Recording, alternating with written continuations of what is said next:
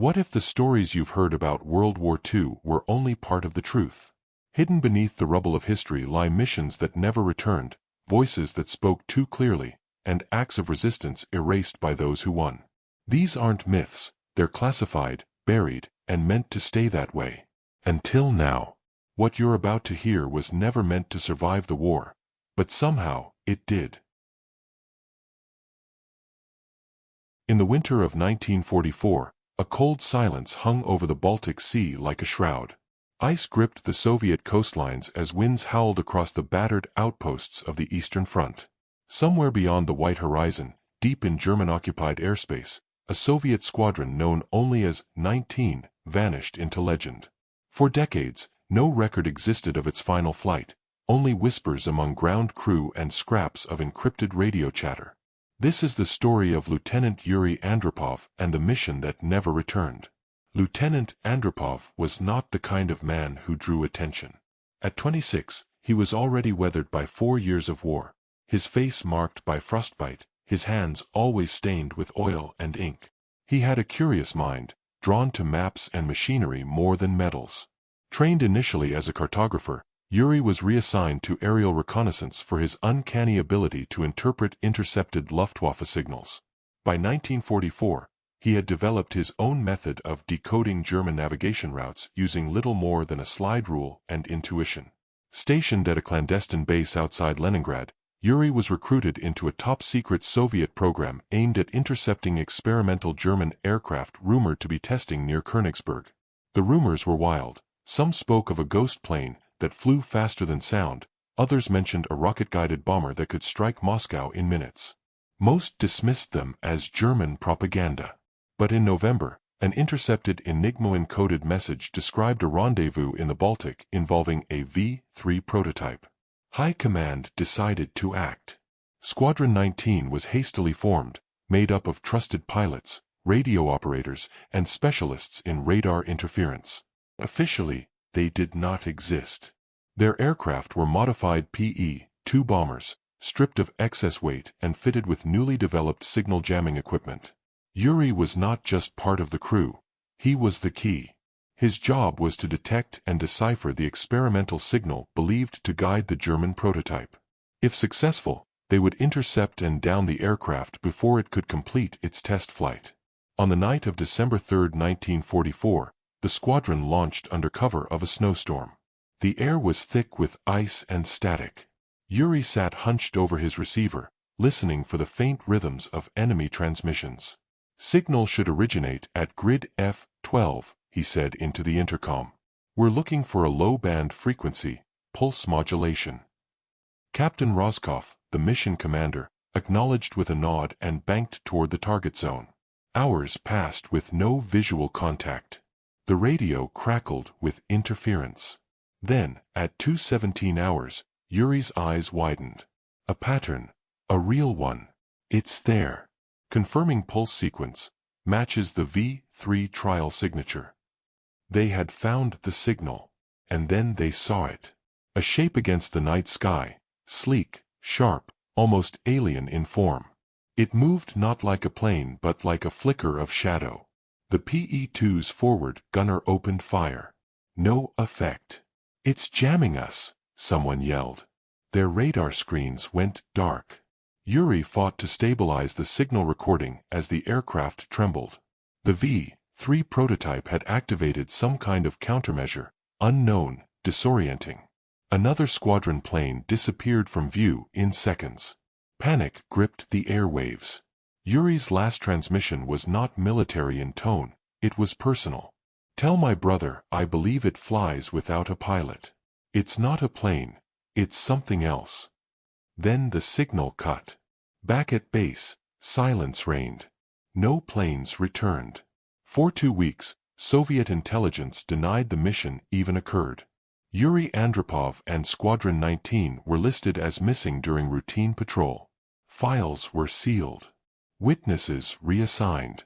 But strange fragments surfaced over the years: a burned logbook recovered by Finnish fishermen, a blood-stained headset bearing Yuri's initials, and a German field report detailing an unidentified Soviet bomber flying erratically before vanishing over the Baltic. In 1963, A defector from East German intelligence claimed that Squadron 19 had stumbled upon a Nazi test of experimental unmanned aerial technology, possibly jet-propelled drones guided by the V3 system. They were never supposed to see it, he said in a hushed interview. When they did, the order was clear: eliminate all witnesses. Whether that was German protocol or a Soviet cover-up remains unknown. Today, the Baltic Sea still keeps its secrets. Divers occasionally report twisted metal deep beneath the waves, too eroded to identify. In 1991, a classified Soviet file labeled Operation Echo was discovered during the collapse of the USSR. It detailed contingency plans for intercepting unmanned enemy crafts of unknown origin and referenced Squadron 19 by name. Yuri's name was finally added to the war memorial at Leningrad in 1995, though no official explanation was ever offered. Some call them heroes.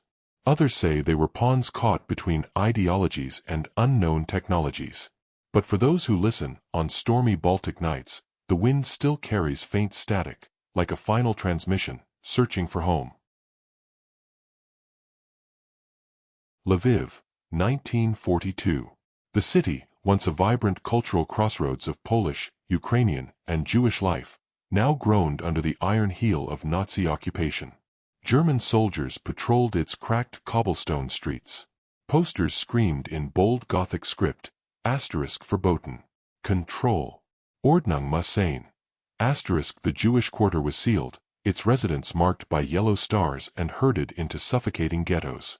In the shadow of this terror, amid the smell of blood and ash, there was a quieter scent, one of bread, rising from a small bakery near the old market square. The woman behind the oven was Chana Zilberstein. Widow of a rabbi, mother of none, and survivor of the first ghetto purge, she had inherited the bakery from her parents, who had died in the typhus outbreaks of 1941. She was known simply as the baker to most, but among certain circles she had another name, the warm room. Chana had made a choice after her husband's murder. She would not run. She would not break. Her bakery, with its backroom furnace and thick stone walls, became more than a place for bread. It became a sanctuary. Each morning, German officers stopped by for loaves of rye and sweet rolls. Chana served them with downcast eyes, the flour on her face hiding her expressions. What they didn't know was that hidden in the sacks of grain were forged identity documents, resistance leaflets, and even small weapons, knives and pistols smuggled from the forests outside the city. She worked with a fictional resistance cell known as the Black Rope, a network of tailors, porters, and teachers, all bent on resisting the occupiers from within. It began simply. A boy, no older than 10, appeared at her door in the dead of night. His parents had been taken, he said. He had hidden beneath the floorboards as the Gestapo shot his father and dragged his mother to Janoska camp. He had no name left, only tears and silence. Chana hid him behind the woodpile and fed him scraps. When he recovered, she taught him to knead dough. He became the first of many. As the months wore on, Chana's bakery became a code word among the desperate. Go to the warm room, they would whisper in the alleyways. It meant safety, if only for a night. If she saw a young woman with soot on her left sleeve, she knew to open the back door. If a man ordered 3 loaves and tapped twice on the counter, she knew to show him the trapdoor beneath the flour sacks. The bakery became a staging point. Fighters passed through disguised as delivery boys, slipping past German checkpoints with sacks of bread concealing explosives. She operated under the constant risk of discovery. German patrols swept through the district regularly. In October, a baker 2 blocks away was caught hiding pamphlets in a crate of onions. He was hanged in the square, his apron soaked in blood. Chana attended the execution, forcing herself to watch. She returned home, lit the oven, and made twice as much bread. Not all danger came from outside. One of her helpers, a teenage girl named Rosa, grew careless.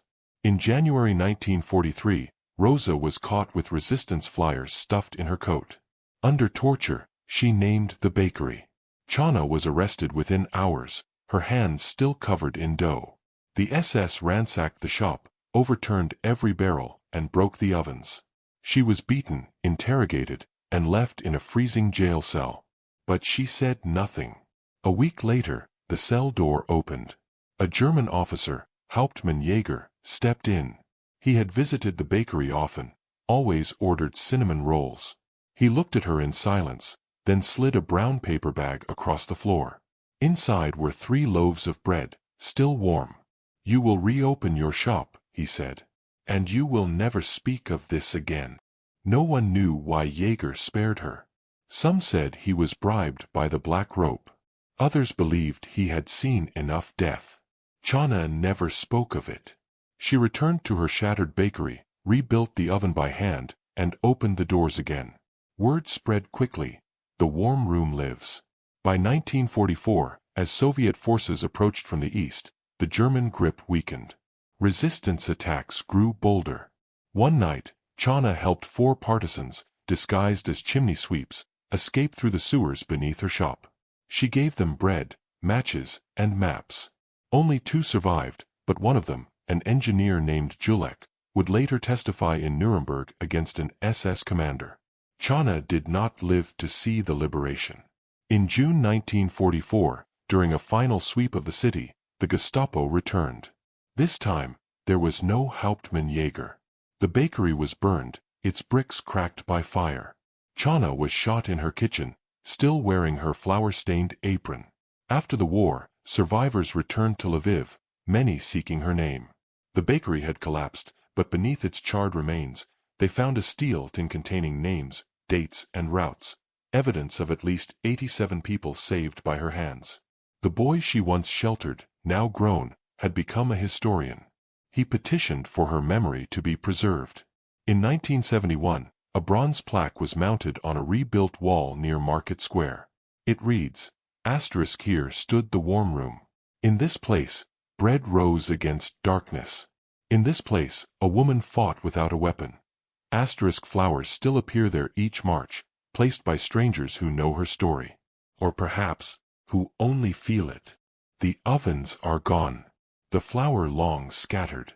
But somewhere, in the breath between fear and courage, Chana's fire still burns. April 1945. The island of Okinawa was no longer a place of peace.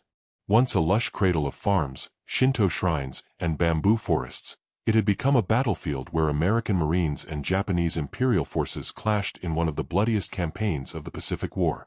Explosions shattered the hills, smoke turned the sky gray, and corpses dotted the once green fields. In the midst of this nightmare, beneath the roots of a shattered banyan tree, a girl named Hana Watanabe was planting vegetables. She was 16. Small, quiet, and stubborn, with hands calloused not from war but from tending soil. Before the invasion, she had been a schoolteacher's assistant in the village of Mabuni, helping young children learn kanji and the songs of the Ryukyuan ancestors. Her parents were farmers. Her brother had been conscripted and sent to Manchuria. By the time American forces landed on Okinawa, she had not heard from him in over a year. When the bombing began, most civilians fled to the caves. Some were forced by the Japanese army to serve as human shields or carry supplies. Others were told that the Americans would torture and kill them. But Hana had seen enough of war to know that truth came in shades. Her village was destroyed in the first week. Her school collapsed with 20 children inside. She survived by chance, away on an errand, returning to find only dust and silence. She wandered the island for 3 days, foraging, dodging patrols, watching as homes burned and both armies tore each other apart. On the 4th day, she found the garden. It had once belonged to a Shinto priest. Hidden between 2 rocky hills and surrounded by dense foliage, it was a secluded grove of peace. Though the temple itself had been shelled to rubble, the garden remained, stone pathways, wild azaleas, and a small spring-fed pond.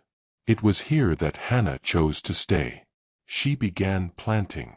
Not out of hope but necessity. Radishes, bittermelons, even wild ferns. She repaired what she could. She tended the earth while the war roared overhead. The garden was sacred to her, an act of defiance against destruction. Then, others came. A mother with a wounded child stumbled into the grove. Hana gave them water and boiled roots. A teenage boy, deaf from a nearby explosion, found shelter beneath the cherry trees. A wounded Japanese soldier crawled into the garden and collapsed. Hannah took his rifle and hid it. She fed him until he could walk again. More followed: civilians, stragglers, lost children. The garden became a sanctuary. They began calling her Obeisant Hannah, though she was barely older than many of them. She enforced rules. No weapons. No politics. Anyone seeking refuge would be fed, but they must not bring war into the garden. A few resisted, especially the soldier, who insisted she help him return to the front. She refused. "No one dies for the emperor here," she told him. One day, 2 U.S. Marines stumbled into the grove. Young, shell-shocked, and separated from their unit, they raised their rifles until they saw her, a girl tending a fire beneath a plum tree, flanked by children and a limping goat. One Marine, Corporal Lucas Reed, later wrote in a fictionalized journal, "I thought I was hallucinating. She looked like someone had pulled her out of a memory. But the rice was real. The food was warm. And the children laughed." The decision was silent. The Americans stayed. Hannah taught them how to clean water, how to cook the roots without poisoning themselves. One of the Marines had a harmonica. He played it at dusk. The children clapped. The Japanese soldier snarled, but said nothing. No one betrayed the truce. The garden remained neutral ground. Word spread, quietly. People seeking sanctuary began calling the grove Tetsu no Hapa, iron leaves. A contradiction, like Hannah herself, delicate yet unbreakable. The Americans never reported it. They said they had been lost in the jungle. The Japanese soldier never returned to the war. He limped away one night with a bundle of sweet potatoes and a prayer stone. By June, the fighting drew closer. American artillery shelled the surrounding ridges. One night, the garden was lit with fire. A bomb landed nearby, killing the goat and destroying part of the path. The next morning, Hannah gathered the children and drew a line in the dirt. "If the fire comes again," she said, "you run. Follow the stream until you reach the coast. Do not stop. Do not look back." It came 3 nights later. A skirmish erupted between retreating Japanese units and advancing Marines. Gunfire echoed through the trees. The garden was caught in the crossfire. Hannah led the children into the streambed, shielding them with her own body. A bullet tore through her shoulder, but she did not fall. She got them out. By the time the sun rose, the grove was gone, trees splintered, the pond drained by shrapnel. Hannah was found unconscious beside the roots of the banyan tree, blood in her hair, her hands still clutching a basket of greens. She survived, though she would never fully recover the use of her right arm. After the war, she refused all invitations to leave Okinawa. She rebuilt the garden, slowly, alone. 4 years, veterans, American and Japanese, would return and leave tokens. Dog tags. Origami cranes. Notes in trembling handwriting. A fictional documentary crew in the 1970s filmed her walking barefoot through the garden. When asked why she had risked so much, she answered simply, "Because the earth did not start the war. The earth wanted to live. So I lived with it." She died in 1988, buried beneath the plum tree. Her grave marker reads, "Tetsu no Hapa, she grew life where death had roots." Today, the grove is a quiet memorial. No museum, no fanfare. Just stone paths, azaleas, and the scent of green things growing. Proof that peace, too, can be planted. In the spring of 1943, British intelligence launched one of the most bizarre and audacious deception operations of the Second World War. Its goal: mislead Field Marshal Erwin Rommel and the German Afrika Korps about the true location of the next Allied offensive. Its code name was Operation Midas, and at its center was a woman who never fired a bullet, never wore a uniform, and never set foot in North Africa. Major Evelyn Harrow, a linguist, stage actress, and master of illusion.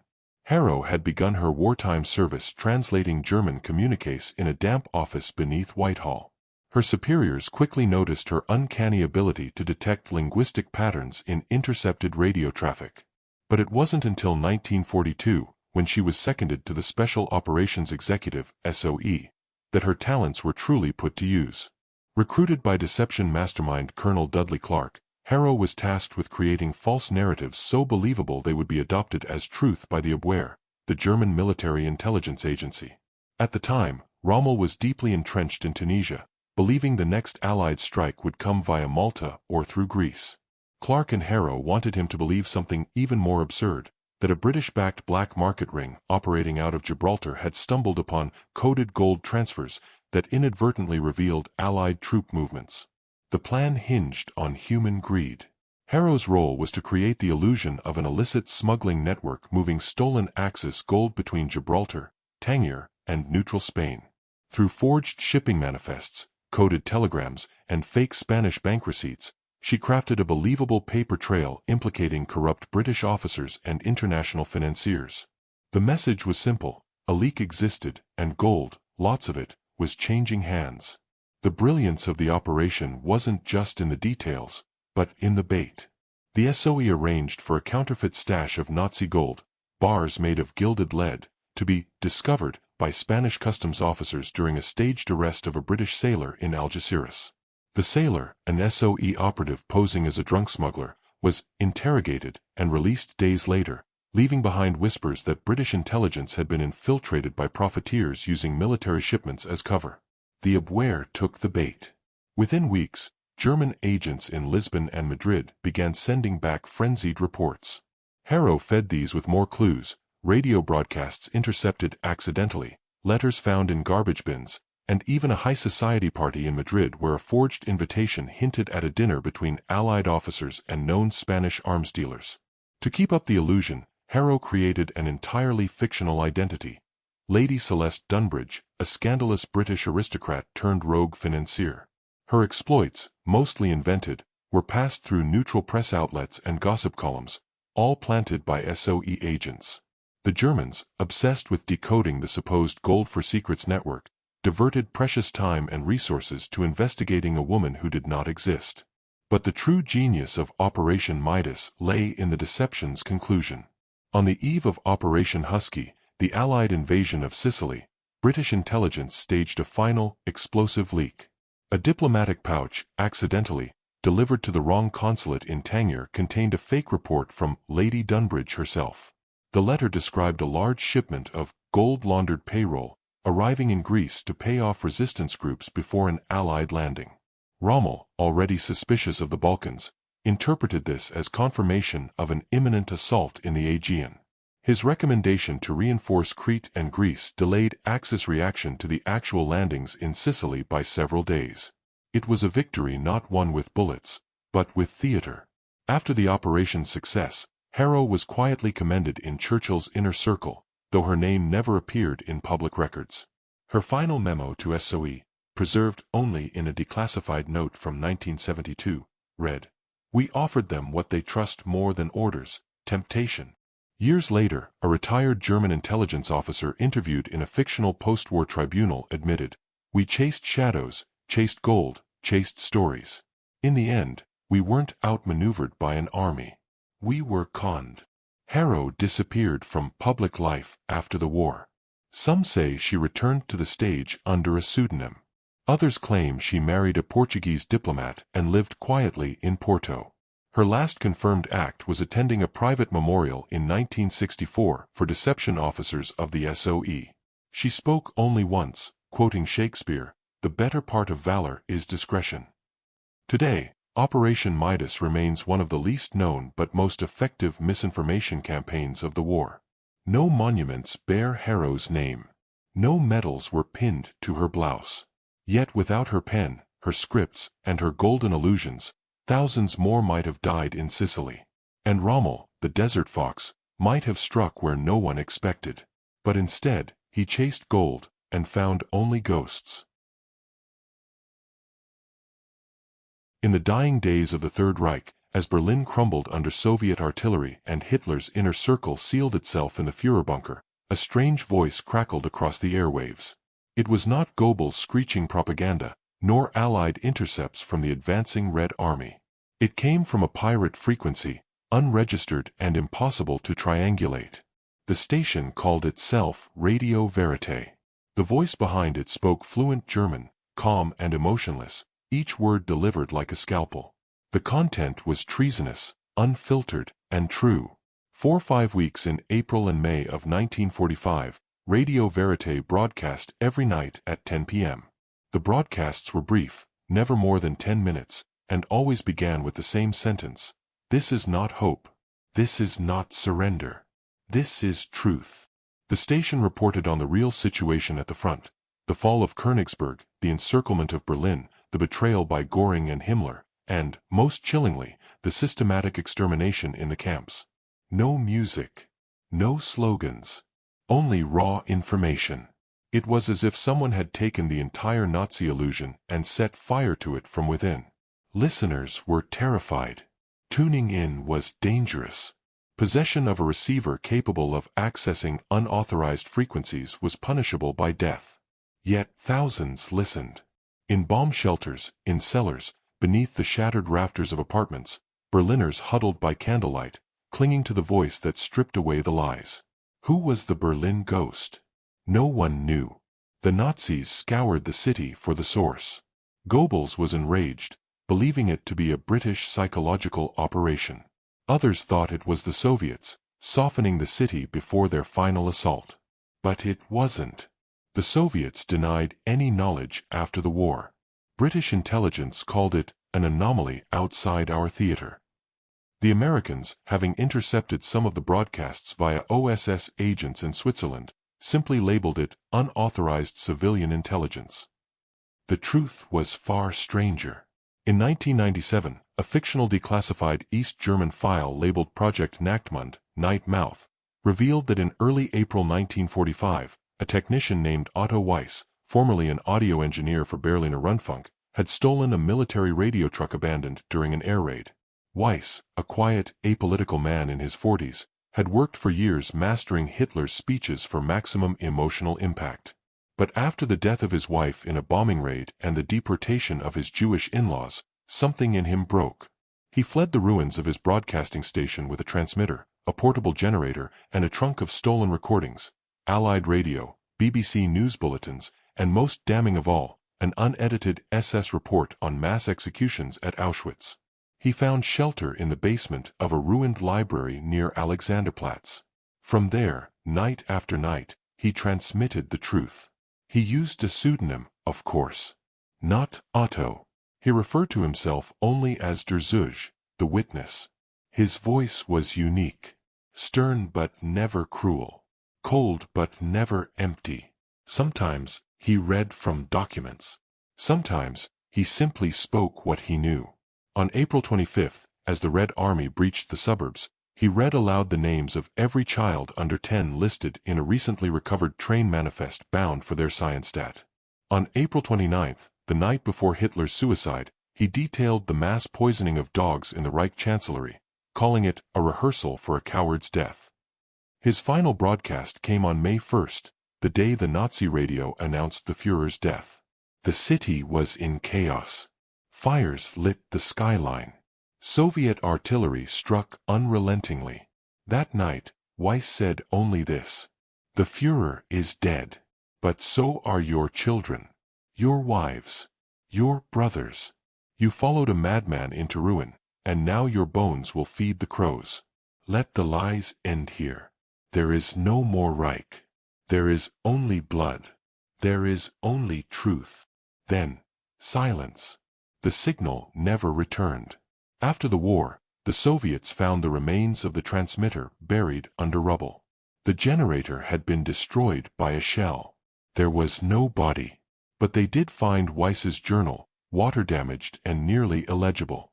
In it, he wrote, "I cannot stop the fire, but I can make the mirror. If we must burn, let us at least see what we are." The story of Radio Vérité was buried in the chaos of occupation. The Allies focused on rebuilding. The Soviets labeled it as counter-revolutionary noise. The West saw no use in mythologizing a German voice of conscience. It became an urban legend. A ghost story told by war survivors, A voice that came from nowhere and told only what no one wanted to hear. But among Berlin's ruins, some remembered. In 1961, during the construction of the Berlin Wall, an old woman placed a rusted radio on the ground beneath the first concrete slab and tuned it to 89.4 MHz, the old Vérité frequency. She stood for 10 minutes in silence, then walked away. Today, a small plaque sits hidden in the ruins of the library where Weiss may have made his broadcasts. It reads, * to the voice in the smoke. You told the truth when truth meant death. *. The Berlin ghost was never captured, never named in the records of victors. But those who heard him remember. In a city of lies, he was the last broadcast. Some secrets die in silence. Others echo through time, louder than the guns that tried to bury them. These stories weren't lost, they were hidden, because someone feared what they revealed. But now you've heard them. You've opened the box. The question is, what else have they tried to keep buried?